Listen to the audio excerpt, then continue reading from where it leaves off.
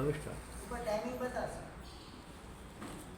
હવે સ્ટાર્ટ થઈ ગયું ના ના ચાલુ થઈ ગઈ. થઈ ગયો ઇટ સ્ટાર્ટેડ સી અહીંયા સાઈડમાં બતાડે છે ટાઈમર બતાવે ઓકે બરાબર. ઓકે શ્યોર નો સ્ટાર્ટેડ એમને જોઈ લેવા તો આ એક મિનિટ બસો ને હા.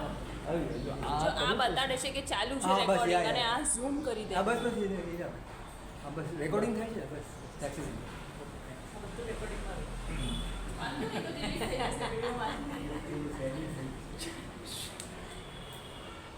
ભાઈ કે એનો બાદ પ્રદેશ થી મૂળ ઉત્તર ગુણ ભેદ ગાતી અગાતી હો બંધો દે ઉદિલા સત્તા કર્મ વિચ્છેદ વર્ણા પ્રવચન આંતર વાંચે. આ બધી વસ્તુ બતાવવામાં આવી છે. આપણી કાર્ય વાત ચાલે છે. આપણી પ્રકૃતિ, સ્થિતિ, રસ અને પ્રદેશ, આ ચાર વસ્તુને આજે સમજવાના છે. કર્મ પ્રકૃતિ નામનો પહેલો કર્મ ગ્રંથ, એની શરૂઆત કર્મ પ્રકૃતિથી થાય. પ્રકૃતિ એટલે શું? પ્રકૃતિ એટલે સમુદાય અથવા તો સ્વભાવ. બે વસ્તુ. સમુદાય અથવા સ્વભાવ. સમુદાય. કર્મનો સમુદાય.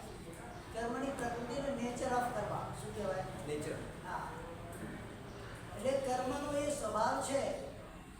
કઈ રીતે એને ઓળખવો? એક લાડવો હોય, કોઈ મેથીનો લાડુ હોય, કોઈ હળદરનો લાડુ હોય, કોઈ ગોળનો લાડુ હોય.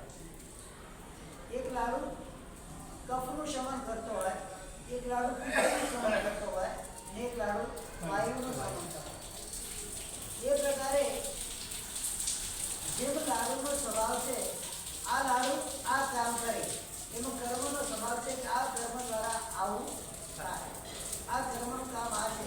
કારણ કે જ્ઞાનાવરણીય કર્મ હોય તેનું કાર્ય શું છે? આવનારા જ્ઞાનને રોકવાનું. આ એનો સ્વભાવ છે. અથવા તો સમુદાય કે 8 પ્રકારના કર્મો અને એના પેટા ભેદો, એનો જે સમુદાય એને શું કહેવાય? પ્રકૃતિ કહેવાય. પણ એ એવા પ્રકૃતિ સમુદાય છે. શું કેવું એમાં કીધું છે? પ્રકૃતિ એટલે સમુદાય. હવે કર્મ કેટલા પ્રકાર? પ્રકૃતિ તો થઈ. પ્રકૃતિ એટલે કર્મનો સ્વભાવ એટલે તો કર્મનો સમુદાય. હવે કેટલા પ્રકારની પ્રકૃતિઓ છે? તો મૂળ પ્રકૃતિ કેટલી છે? 8 પ્રકાર. જ્ઞાનાવરણીય, દર્શનાવરણીય, વેદનીય, મોહનીય, આયુષ્ય, નામ, ગોત્ર અને અંતરાય. આ 8 પ્રકારની મૂળ કર્મ પ્રકૃતિઓ છે. એ દરેકે જીવની અંદર હોય, જે સંસારમાં રહેતા હોય, ઓછા વધતા પ્રમાણે એ રહેવાની છે. પણ જ્યારે વિતરાગ થાય એટલે 4 પ્રકારના કર્મની પ્રકૃતિ નાશ થઈ જાય. 4 તો એનામાં રહેવાની એટલે કોઈને કોઈ જીવનની અંદર એના સંસારના અંતિમ સમય સુધી એ કર્મની પ્રકૃતિથી જોડાયેલો રહે. જ્યારે સમગ્ર પ્રકૃતિનો નાશ થઈ જાય ત્યારે જે આત્મા મોક્ષમાં જાય. એના પહેલા જઈ શકે કારણ કે છેલ્લો સમય હોય મોક્ષમાં જવાનો, છેલ્લો સમય, એ સમય પણ 12 પ્રકૃતિનો એક સાપેક્ષ થાય. કેટલી? અને તીર્થંકર હોય તો 13 જીવ નામ કર્મ સાથે હોય 13 પ્રકૃતિનો એક સાપેક્ષ થાય. એ જ સમય છે, એ જ સમય મોક્ષ. એમાં વચ્ચે બીજો કોઈ આંતરો પડતો નથી. બીજા કોઈ સમયને એમાં વ્યવધાન હોતું નથી. એક જ સમયની અંદર આટલી બધી ગતિ થઈ જાય. આ રીતે અહીંયા પ્રકૃતિની વાત આપી. કોઈ કર્મ જીવને સુખી કરતું હોય, કોઈ કર્મ જીવને દુઃખી કરતું હોય. ધારો કે કોઈને સારું શરીર મળે, નિરોગી શરીર મળે એટલે શું થાય?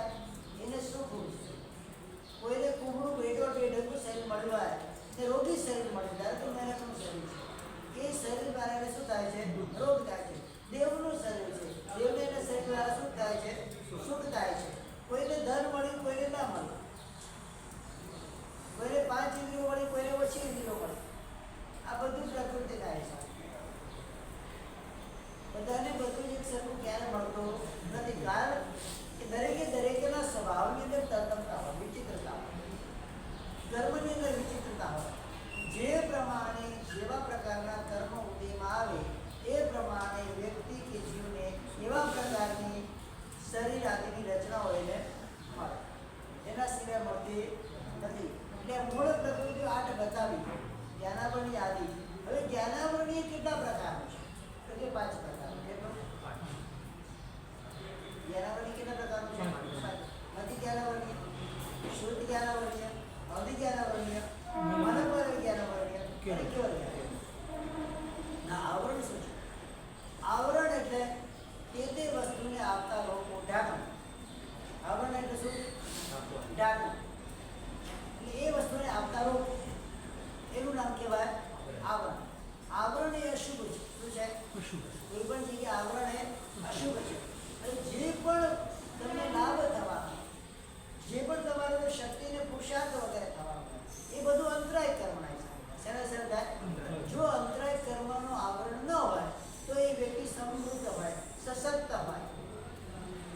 બધી બાજુથી એને લાભ થતો હોય.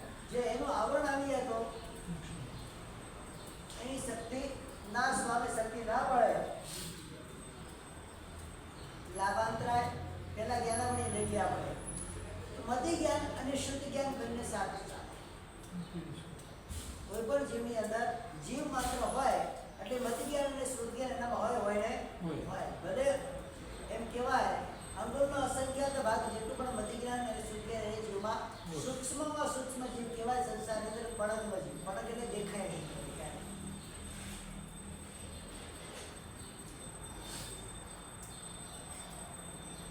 તમારા માઇક્રોસ્કોપમાં ન દેખાય એટલા બારીક જીવો હોય. આની અંદર અસંખ્ય જીવો આવે. શું કહેવાય? એક આંગળીના અંદર અસંખ્ય જીવો આવી જાય. અરે સોયની અણી હોય એના ઉપર અસંખ્ય જીવો, અનંત જીવો ભરી શકે એવા સૂક્ષ્મ પર્ણકનો જીવ હોય. એના અંદર પણ જ્ઞાનનો એક ભાગ તો નિત્ય ઉગાડો એને રહે. જો એ ના રહે તો જીવનારે જડ થઈ જાય. ચેતનને ઓળખવાનું સ્વરૂપ એના અંદર મતિ જ્ઞાન અને શ્રુતિ જ્ઞાનનો અક્ષરસ અનંતમ ભાગો નિત્ય ઉગાડો. શાસ્ત્રમાં વાત આવે છે અક્ષરનો અનંત ભાગ એના અંદર નિત્ય ખુલ્લો રહે. એ પણ જો બંધ થઈ જાય તો જીવ ક્યારે રહે, જળ થઈ જાય.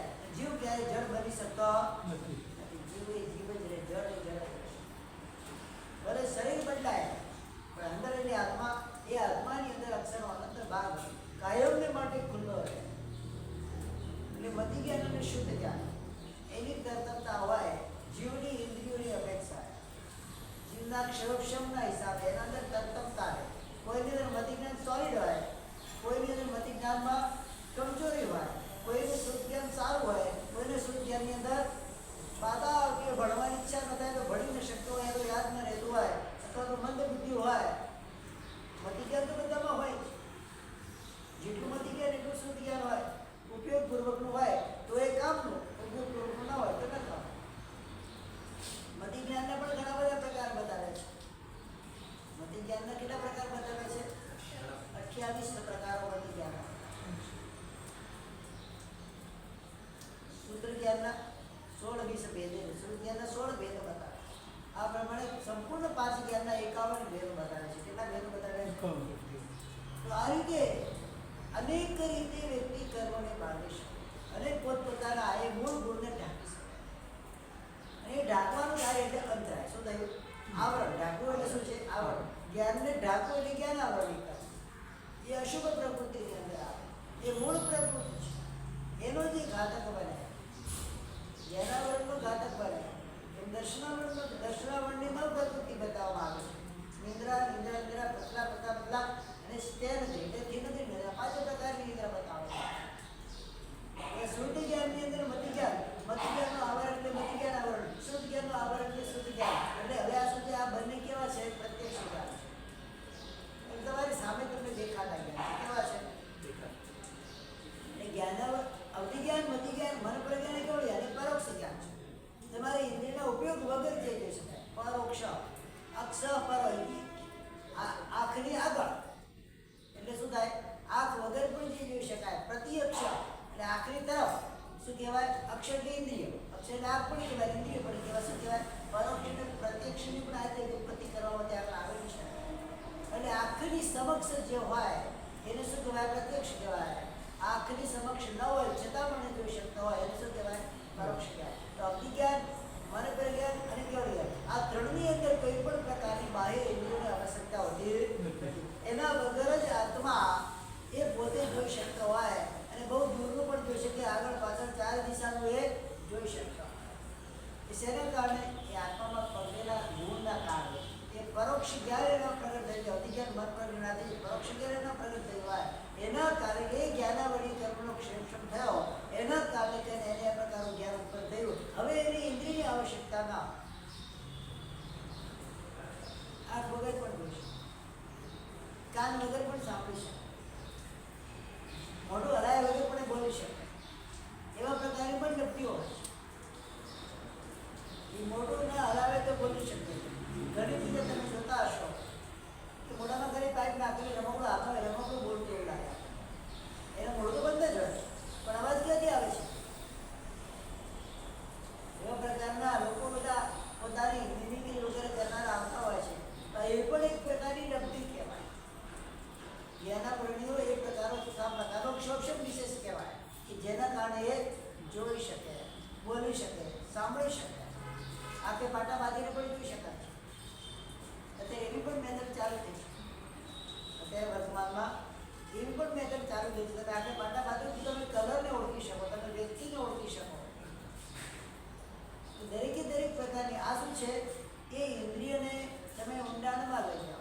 એને પ્રયોગમાં લાવો. શું લાવો છો?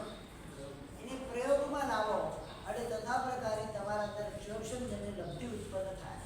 એ લબ્ધિના કારણે તમે આ બધી પ્રવૃત્તિઓ જે અનએક્સેપ્ટેબલ હોય એ પ્રકૃતિ પણ કેવી કરી શકો તમે?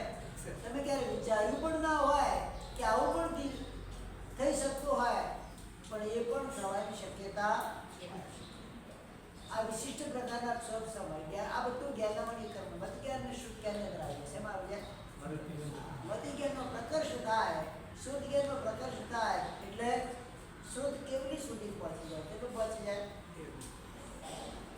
એટલે પોતાના શુદ્ધ જ્ઞાનના માધ્યમથી કેવલી ભગવંતના સમકક્ષે જાણી શકે. એકદમ મિનિમમ શુદ્ધ જ્ઞાન પણ હોય, મેક્સિમમ પણ હોય. કેવળ જ્ઞાનનો મિનિમમ મેક્સિમમ બધું લેવલ જ શું હોય? અવધિ જ્ઞાનની અંદર તત્વ અવધિ અસંખ્ય પ્રકારના હોય. કેટલા હોય? એના અંદર તત્વતા હોય. અવધિ જ્ઞાન શુદ્ધ જ્ઞાનની અંદર પણ તત્વતા હોય. ઘણા લોકો ઘણી વસ્તુ બોલવાથી યાદ રહી જાય, કોઈ સામે બોલતું તેને યાદ રહી જાય, કોઈ માથું પડે પડે થાકી જાય તો પણ યાદ ના રહે. આ એવા પ્રકારના જ્ઞાનામૃતનો ક્ષેક્ષમ છે. કોઈનો મંદ ક્ષેક્ષમ હોય, કોઈનો તીવ્ર હોય, કોઈનો તીવ્રતર હોય, કોઈનો તીવ્રતમ હોય. અને 6 7 પ્રકારના ક્ષેક્ષમો તમને જોઈ શકાય. એટલે એમ નહીં કે મારામાં આટલું ટેલેન્ટ છે એટલે બીજામાં હોય જ, એ પોસિબલ હોતી નથી. કારણ કે એનું તથા પ્રકારનું જ્ઞાનાવરણીય કર્મ ત્યાં આગળ ઓછા વસ્તુ કહીને આવેલો હોય તો જ અહીંયા આગળ એને કાર્ય. ત્યારે ઘણા નાના નાના બાળકોમાં સારામાં સારું ટેલેન્ટ મળે અને ઘણા મહેનત કરી થાકી જાય તો એના અંદર ટેલેન્ટ દેખાતું નથી. એમાં એના પ્રકારનો સંરક્ષણ હોય. અને ઘણી વખત એવું પણ બનતું હોય એક સંરક્ષણ જ્યાં સુધી ચાલતો હોય ત્યાં સુધી ટેલેન્ટ ચાલે, ત્યાં સંરક્ષણ બંધ થઈ જાય ટેલેન્ટ પણ. ભણેલા ગાંડા વધારે.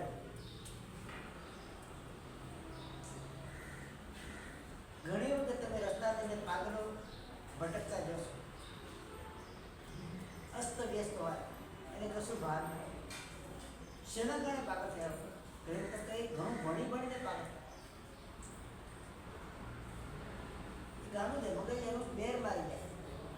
અત્યંત જે ભણવાની અંદર લાગી જાય બસ ભણ ભણ ભણ ભણ ભણ ભણ કરો. એના પર જોર આવે, મગજ પર જોર આવે એટલે જ્ઞાન જતું બંધ થઈ જાય. એની સ્થિતિ વ્યવસ્થિત ના રહે, અવ્યવસ્થિત થઈ જાય અને ગાંડો થઈને પછી ફર્યા. હવે તો તમને રસ્તામાં દરેક ગામમાં વેચાણ દરેક ગામમાં આવા વેચાણ વ્યક્તિ તમે મળવાના અને એના ઊંડાણમાં જઈને તમે તપાસ કરો તો કોઈક જ એવા હશે જે જન્મથી ગાંડા હશે. બાકી બધા અમુક અભ્યાસ કર્યા પછી ગાંડા થાય. અમે નાના હતા ત્યારે અમારા ગામની અંદર એક સ્કૂલની બાજુમાં સ્મશાન, ત્યાં સ્મશાનની બાજુ કોઈ ડેરી હતી મંદિર જેવી, ત્યાં એક વ્યક્તિ બેઠો રહે, નામ એનું રાજુ પાડી દે. નામ ક્યાંથી આવે શું છે? 7 થી 8 ભાષા બોલે. સંસ્કૃત સડસડાટ, ઇંગ્લિશ સડસડાટ, હિન્દી ગુજરાતી બધું જ બોલે. અને બીજી 2-4 ભાષા એટલી તમિલ તેલુગુ બોલતો છે, આપણને કંઈ ખબર પડે નહીં. બધી ભાષાઓ સડસડાટ બોલે. એ ભણ્યો છે તો જ બોલતો હશે, એમને તો બોલતો નહીં હોય. પછી ક્લિયર શાર્પ બોલે. એવું નહીં કે આમાં ગડબડીએ ગોટાળી હોય એવું પણ નહીં. ઇંગ્લિશ એટલે ટોટલ ઇંગ્લિશમાં બોલતો હોય, જેને ઇંગ્લિશ તો પ્રોફેસર હોય ચટકી ઘણા વર્ષો સુધી ત્યાં ગાંડા અવસ્થાની અંદર એમને લગર વગર ગામમાં ફર્યા કરે. ક્યાંક ખબર શું થયું, મરી ગયું છે શું થયું, ક્યાંકથી ભટકતો આવ્યો. ઘણું વચન આખું ભણવા માટે એ પણ ઘણી વખત એનું પ્રેશરાઇઝ થાય એટલે જ્ઞાનાવરણીય કર્મ એનો ઉદયમાં આવી જાય કોઈ હોનો અને જ્ઞાન થતું બંધ થાય. અત્યારે જે પ્રમાણે બાળકોને પ્રેશરાઇઝ કરવા માટે ભણવા માટે પ્રેશરાઇઝ, એ કદાચ કોઈ વખત એવો પ્રસંગ આવે કે એનું મગજ સાંભળવું તમને ના હોય, પોતાની જાતને ના હોય. એને પૂછી તારું નામ શું તો ખબર જ નથી. હશે કાંઈ ના પૂછો છે તો હશે કાંઈ, પણ એને કંઈ ખબર નહીં ક્યાંથી આજે તારું નામ શું છે, તારા ઘરમાં કોણ કોણ હશે. યુવાન હતો કે એવું નહીં કે લગભગ 25-27 વર્ષનો હશે. હવે આવી દશા થઈ ગઈ.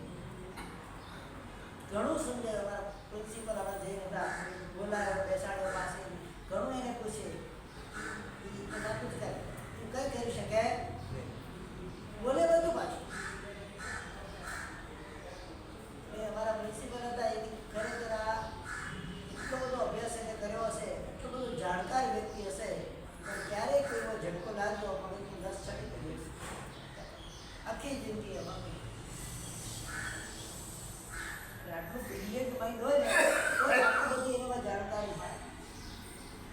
અમારા સર કહેતા આ ભણેલો ગણેલો ગાડો શું કહે આવું કહેવાય ભણેલો ગણેલો ગાડો આટલું ભણ્યા પછી પણ એને જ્ઞાન કામ આવતા અને આ મિથ્યાત્વનો ઉદય શું થાય મિથ્યાત્વનો ઉદય થાય એટલે જ્ઞાનાવલિકરણ પ્રચુર બને જેથી મિથ્યા જ્ઞાન ભણે છે એના દ્વારા જ્ઞાનાવલિકરણ પ્રચુર થાય એટલે જ્ઞાન પર અસર થઈ ટોટલ જ્ઞાનને આવરી લે પછી એ અજ્ઞાન અવસ્થાની અંદર આખી જિંદગી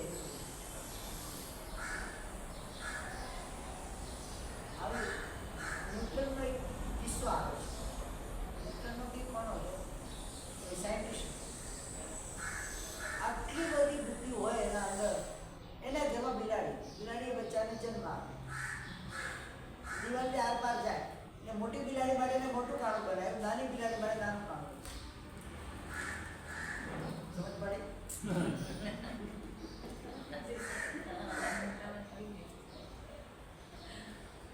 ઘણી બુદ્ધિ હોય ને એટલે કેવી બુદ્ધિ થાય ક્યાં કામ લાગે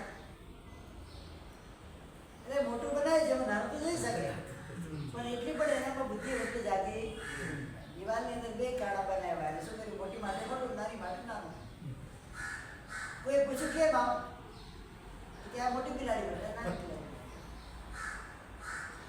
ઘણી બુદ્ધિ હોય તો શું થાય ઘણા પૈસા આવે તો ક્યાં વેડફાય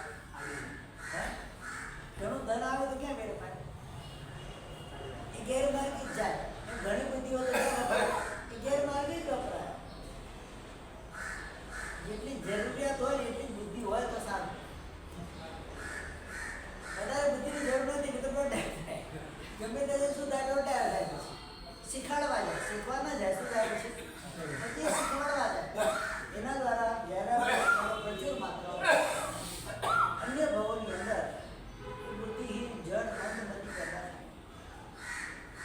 જ્ઞાનાવલિકરણ વિદ્યાર્થીઓમાં દર્શનાવલિકરણ નિદ્રા પ્રકાશ કહેવાતી એના પછી ચક્ષુ દર્શનાવરણ આ ચક્ષુ દર્શનાવરણ અને કેવળ દર્શનાવરણ એટલા પ્રમાણે અવધિ દર્શનાવરણ 4 દર્શન આવરણ છે એ 5 નિદ્રાઓ છે ટોટલ મને કેટલા થયા 9 પ્રકાર દર્શનાવરણ એમાં સૌથી પહેલો નિદ્રા જે આપણને મસ્તી આવે ક્યારે આવે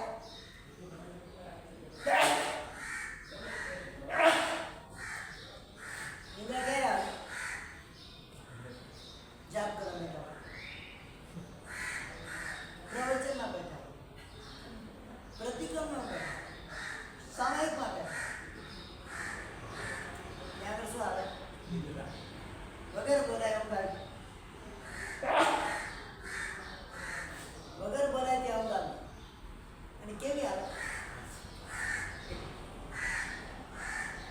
પણ પોતાની પ્રવૃત્તિમાં બેઠા હોય કોઈ ટીકા ટિપ્પણી કરવા બેઠા હોય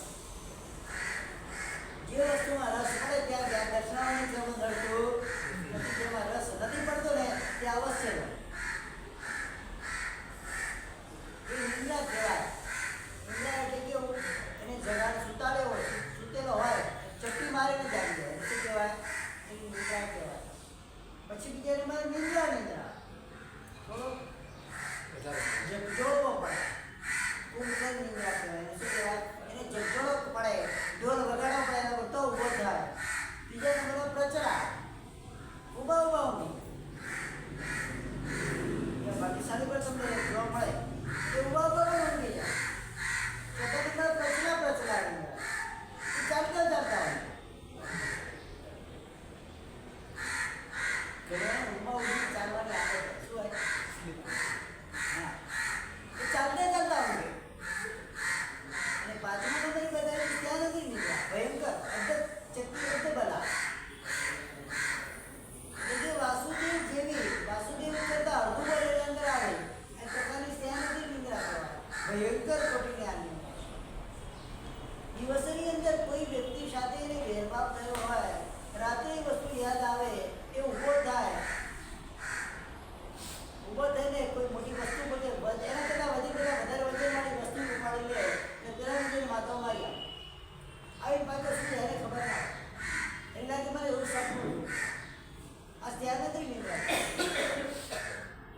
સ્યાદરી નિંદ્રાવાળાને ક્યારે દીક્ષા ના આવે? એક નાનકડો બાળકની દ્રષ્ટાંત શાસ્ત્રમાં આવે, નાનકડો બાળક બની એવું દિવસે પહોંચી ગયા હશે, એ ગાદી પાછળ પડે, હાથી એના પાછળ પડે, ભજન હાથી એને કહી નાખ્યું, મગજમાં હાથી ઘૂસી ગયો. આવીને ઉપાસના સુઈ ગયો બાળક. રાત્રે ઉઠ્યો, ઉઠીને જંગલમાં ગયો એટલે હાથીને જોયો, હાથીને પકડે દાંત ખેંચી નાખ્યો, ખેંચીને કાઢી નાખ્યો, બોલો બે હાથ અને આમ ખબર ઉપાડી લાવી અને ઉપાસની બહાર નાખી. સવારથી ગુરુ ભગવાનને કહે, ભગવાન મને સપનું આવ્યું. કે શું સપનું આવ્યું?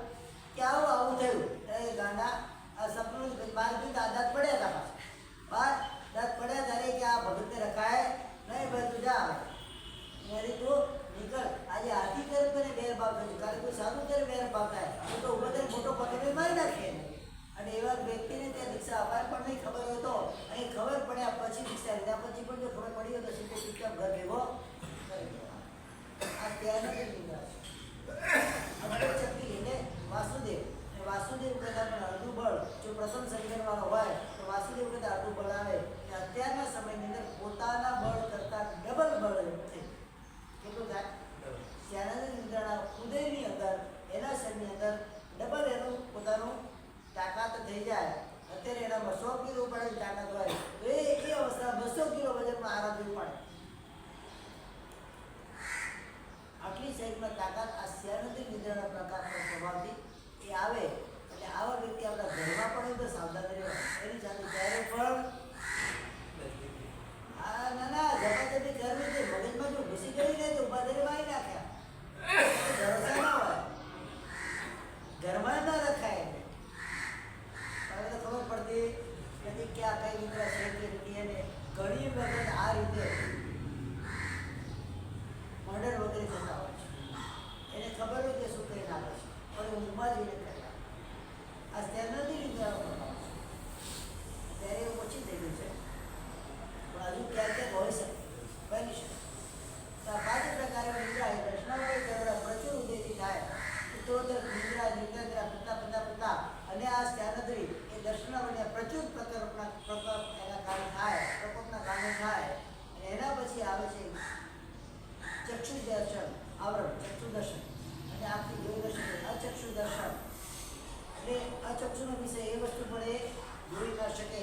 અને એના પછી આવે છે અવધિ દર્શન, અવધિ જ્ઞાન ન થાય, અવધિ દર્શન હતા જ્ઞાન દર્શન બની સાથે થાય. અવધિ દર્શનનો ઉપયોગ ના આવે, એ કેવલ દર્શન. આ દર્શનાવળી કર્મની 9 પ્રકૃતિઓ. એના પછી વેદનીય કર્મ આવે છે 2 પ્રકારના, શાતા વેદનીય અને અશાતા વેદનીય. વેદનીયમાં શું આવે છે?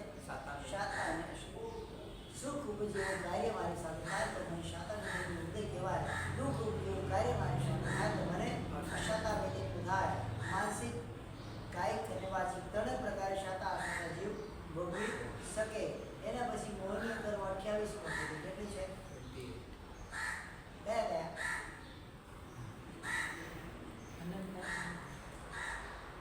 મોહનીય પ્રકારની મોહનીય 28 પ્રકૃતિઓ કઈ કર્મ તો ભણ્યા કે નહીં ભણ્યા?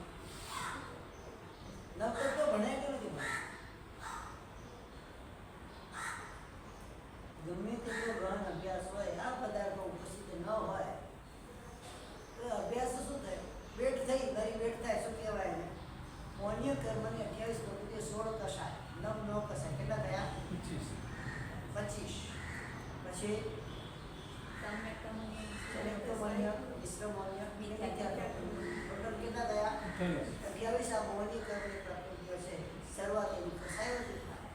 ક્રોધ, માન, માયા, નિલોપ 4 કસાય. 4 કસાયના 4 વિભાગ પડે.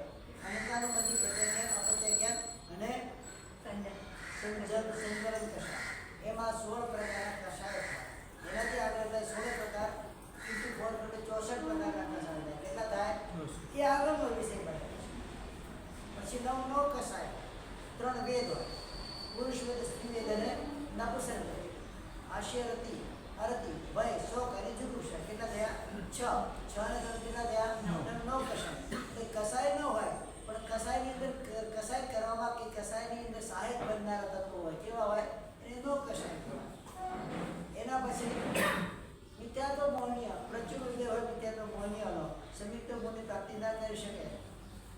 મિશ્ર મોનિયા અને સંયુક્ત મોનિયા. સંયુક્ત ગુણનો ઘાતક બને.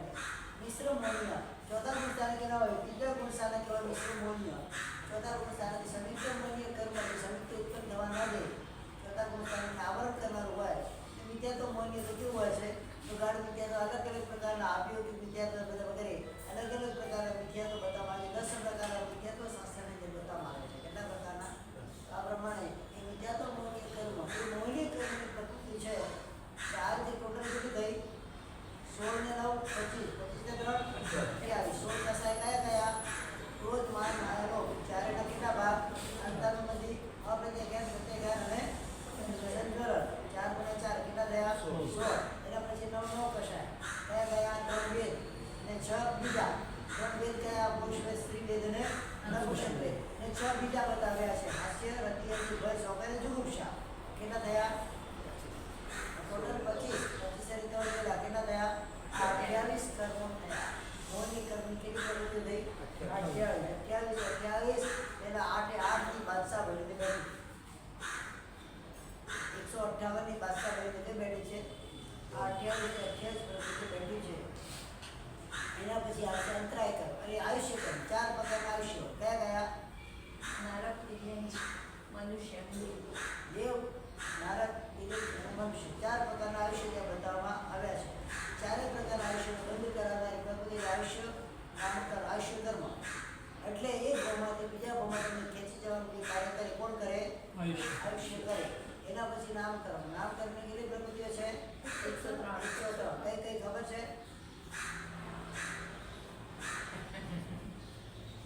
નામકરણની 103 પ્રકૃતિ કઈ કઈ?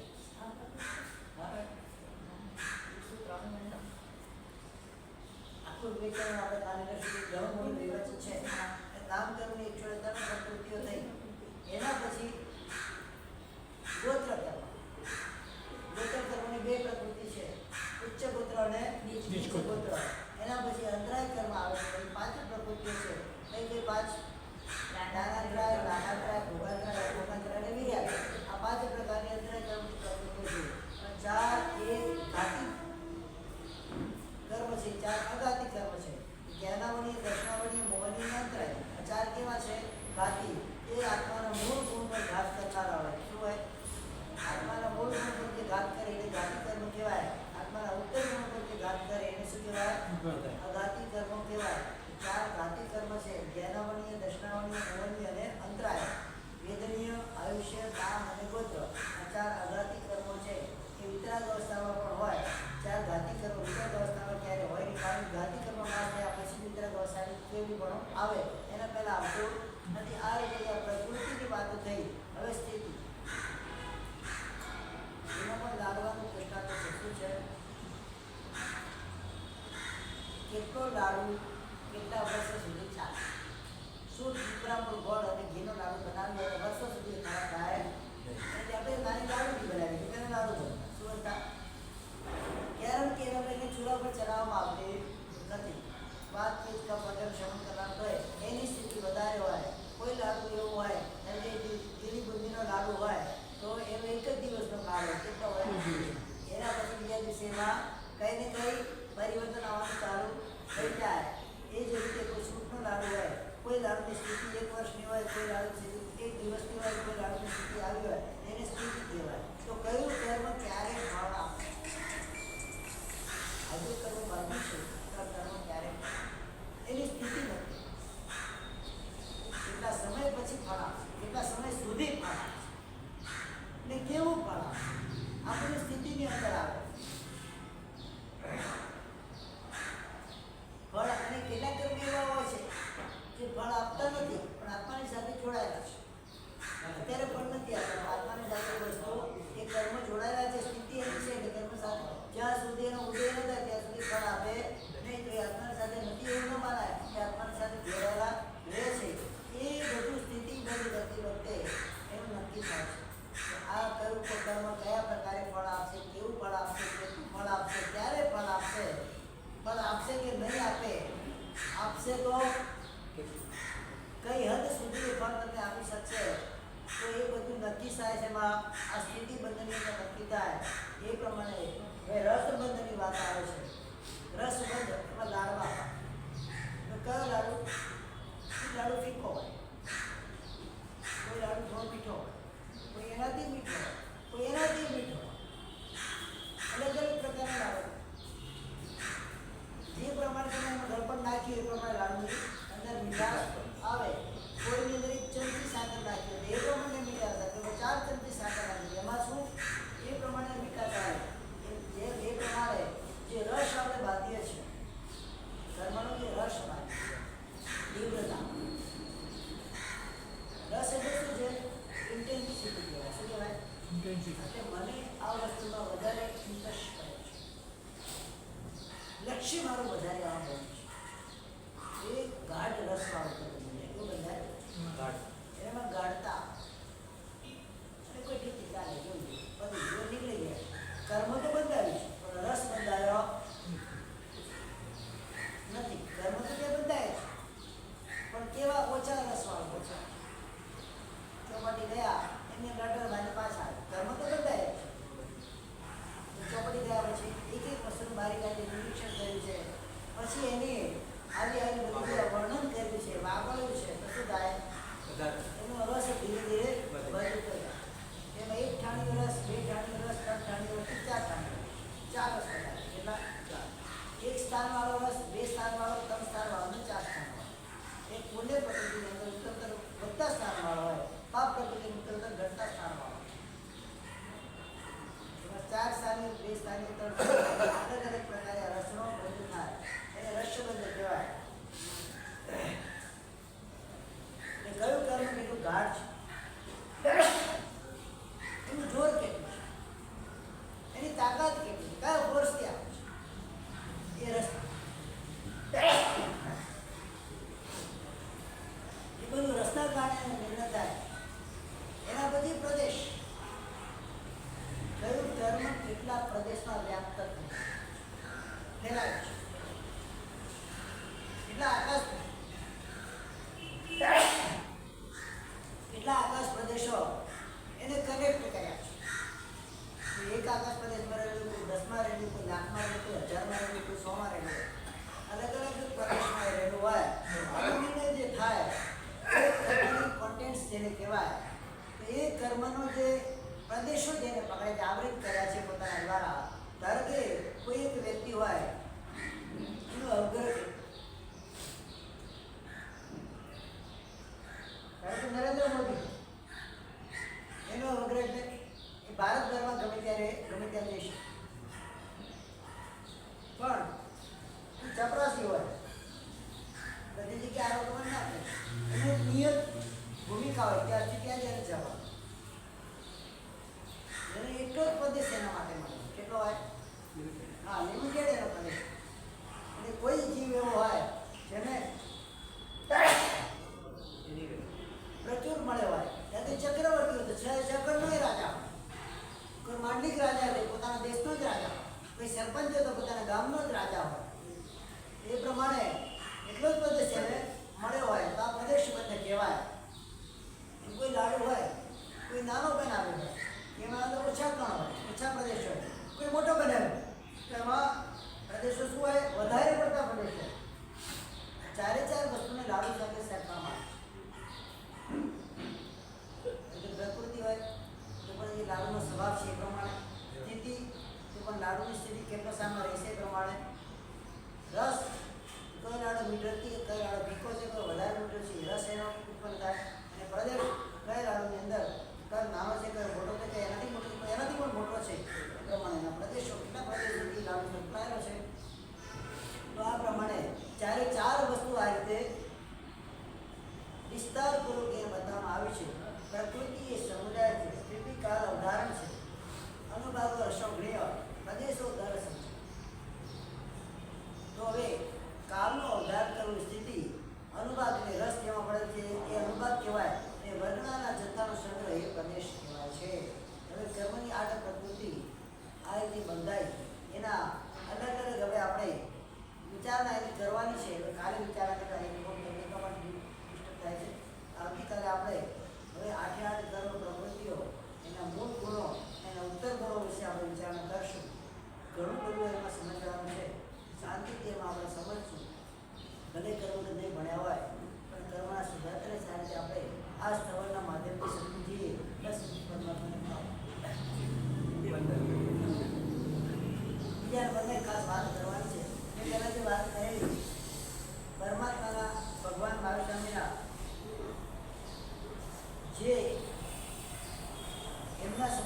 સુધી જે મહાન શ્રમણ ભગવંતો થઈ ગયા, પરમાત્માની શ્રવણ પરંપરાના વિશિષ્ટ એવા શ્રમણ ભગવંતોને તમે વાત કરેલી 128 એની પુસ્તક હિન્દી અને અંગ્રેજી બંને તેમાં છપાઈ ગઈ છે. બંને પુસ્તકો આપણી પાસે આવી ગઈ છે. આ પુસ્તક ઇંગ્લિશવાળી તો ખરેખર ઘરમાં વસાવા જેવી છે, કારણ કે અત્યારના બાળકોને ઇંગ્લિશના માધ્યમથી ગૌતમ સ્વામીથી માંડીને મોહનદેવજી મહારાજ જે પ્રભાવક શ્રવણ ભગવંતો થઈ ગયા, બધાનું નથી લખ્યું. 128 શ્રવણ ભગવંતના નાના નાના દ્રષ્ટાંત અડધા પાના કે 1 પાના કે 2 પાના દ્રષ્ટાંત એના એમના જીવન વિશે થોડું માહિતી બતાવી છે. ખરેખર રસ પડે એવી આ બુકો છે. સરસ મજાની ઇંગ્લિશમાં પણ 400 પેજનું પુસ્તક તૈયાર થયેલું છે અને એનું એક્ઝેક્ટલી એ જ હિન્દી એ પણ આપણી પાસે રેડી છે. કોઈને પણ જોઈતી હોય પુસ્તક ઘરમાં વસાવી જેવી જાવત જીવ માટે ઘરમાં રાખવા જેવી આ પુસ્તકો છે. ખરેખર બીજી પુસ્તકો કરતાં દઈ રાખવાનું ચાલશે. આ જૈન શાસ્ત્રને ગૌરવવંતો ઇતિહાસ છે. શું છે? બાળકોને એક એક વાર્તા રોજ કહો ને તો 4 મહિના ચાલે. કેટલા? 4 મહિના સુધી તમે વાર્તા એટલે ઇંગ્લિશમાં સ્ટોરી સંભળાવી શકો અને એના અંદર જીન શાસનના બીજનું તમે આરોપણ કરી શકો કે આપણું શાસન કેવું હતું, શાસનમાં કેવા કેવા મહાપુરુષો થયા, એમને શાસન માટે શું શું કાર્ય કર્યું એ પોતે પણ વાંચી શકે એમ છે. ચોથા પાંચમા છઠ્ઠા સાતમા પણ બાળકો હોય પોતે પણ વાંચે, એને પણ જીન શાસન માટે કંઈક કરવાની ભાવના જાગે, એ શાસન તો બની રહે, બસ એ ઇન્ટેન્સથી આપણે આ કાર્ય કર્યું છે. ખરેખર અદ્ભુત આ પુસ્તકો છે. જેની પણ ભાવના હોય મને સંપર્ક કરજો. એની જે કિંમત હોય કિંમત પ્રમાણે તમે ઘરમાં વસાવી શકાય એવા પુસ્તકો છે. કોઈને ગિફ્ટમાં પણ આપીએ, બર્થડે વગેરે કોઈ હોય તો ગિફ્ટમાં પણ આપ્યું તો આપી શકાય એવા પુસ્તકો છે. હમણાં બહુ અલ્પ સંખ્યામાં છપાવી છે. પછી જોઈશે તો વધારે આપણે છપાવશું, કારણ કે મારે બધો સ્ટોક રાખવાની મારી પાસે કોઈ જગ્યા નથી. એટલે વિશેષ ગેરમંડારો મુકાય એટલી પુસ્તકો અમે છપાવી છે. છતાં પણ કોઈને જરૂર હોય ખાસ કરજો કે એક પુસ્તક એક ઘરમાં રાખવા જેવી છે. ખરેખર અદ્ભુત પુસ્તકો, તમે પણ વાંચો, તમને પણ ગમે એવી પુસ્તકો છે. ગુરુ ચામી ખમાસનો વંદીઓ જામી જાય નિશ્ચયાય મતે બદનામી. ચામી ખમાસનો વંદીઓ જામી જાય નિશ્ચયાય મતે બદનામી. ઇચકાર સોરા સુકતક સંદ્રાબાદ સુખ સંજમ જાતા નિર્વચોજી સ્વામી શાકા છેજી બાત મને લાભ દેશોજી. ઈચ્છા કારણ સંદેશા ભગવાન અબુટેર મંત્ર આયમ કામ્યો જંગ ગીજે પતમ પતમ ભક્તિ પાને મેળવે છે. અલ્લાહને સંદારું ઉત્તર વસે જંગ ગીજે મજ્જવિના પરિરમ સોવાયા બાદ ઉભે જાતો આપણે ચામી કમાસનો મંદી હું જામી જામી છે બધે ના સબ શું ખાનામાં કઈ બાદ દે પછી ના આસ દેશોજી. આ